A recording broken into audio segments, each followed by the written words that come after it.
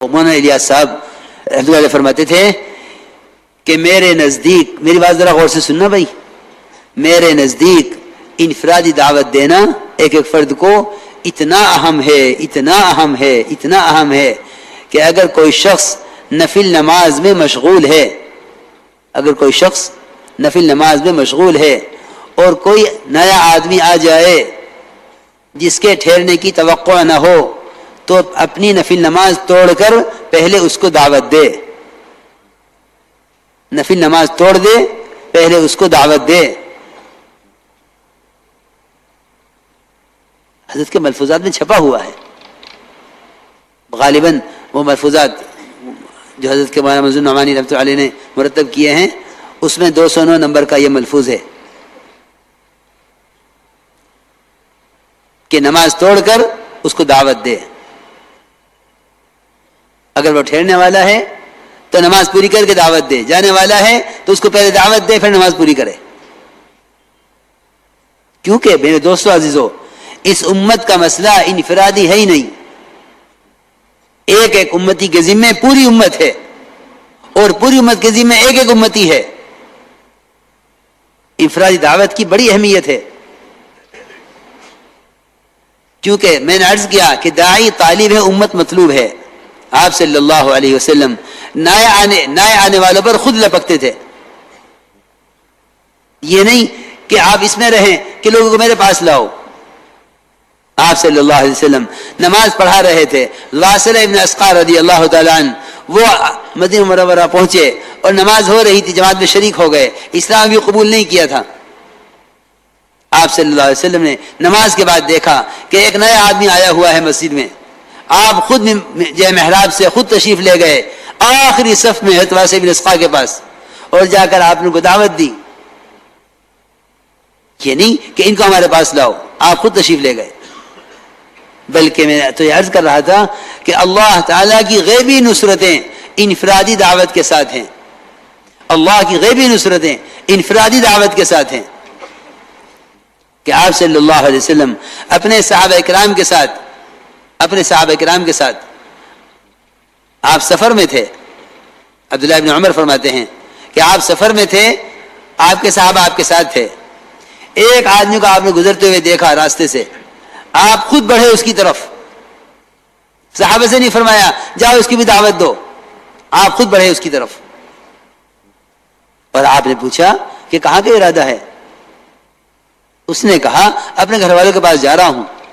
آپ نے فرمایا کیا تمہیں اس بات میں رغبت ہے کہ تم میرے رسول ہونے کی گواہی دے دو؟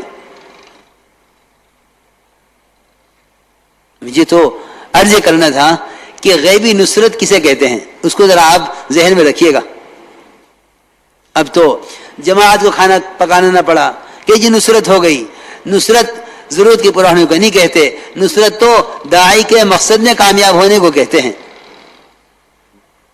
اللہ کی غیبی نصرتیں جس سے داعی اپنے مقصد میں کامیاب ہو، وہ ہے غیبی نصرت۔ میرے دوستو عزیزوں، ضرورت کی لائن کی برکتیں یہ تو آپ صلی اللہ علیہ وسلم کی پیدائش سے شروع ہو گئی تھی۔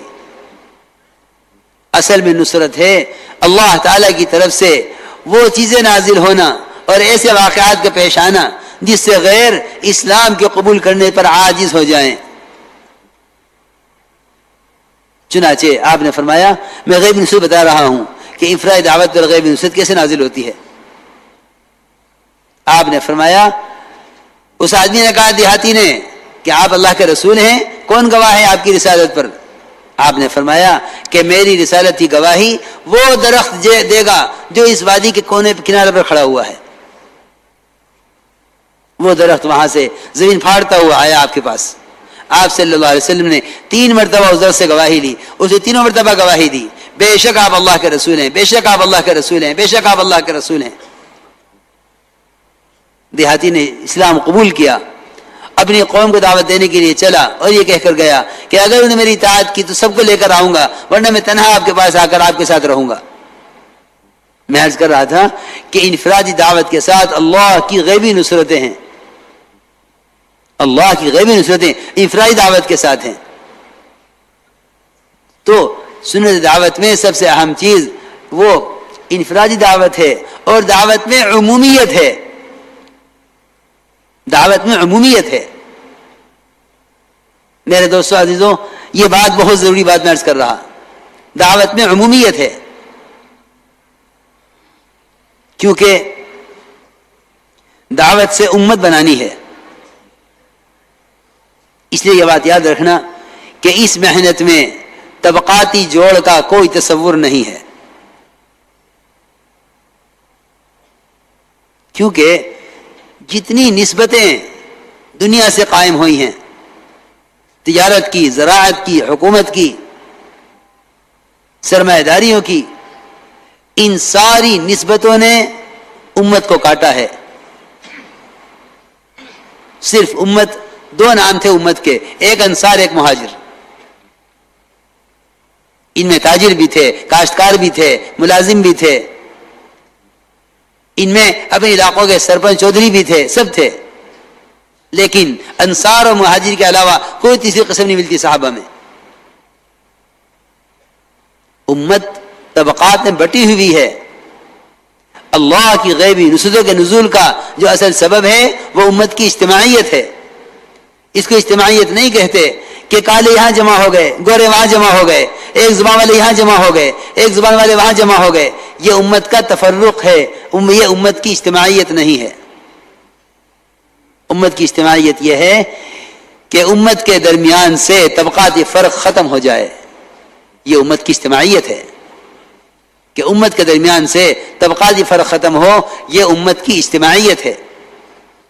اس لیے آپ صلی اللہ علیہ وسلم نے رنگ کی، زبان کی، کوئی آپ نے اپنی دعوت میں ابتدا سے کوئی تقسیم نہیں رکھی، بلکہ پہلے ہی دن سے آپ کے ساتھ مختلف زبان والے، صہیب وہ آپ کی زبان کے نہیں، سلمان وہ آپ کی بلال کے، وہ جو آپ کی زبان کے نہیں، بلال وہ آپ کی زبان کے نہیں.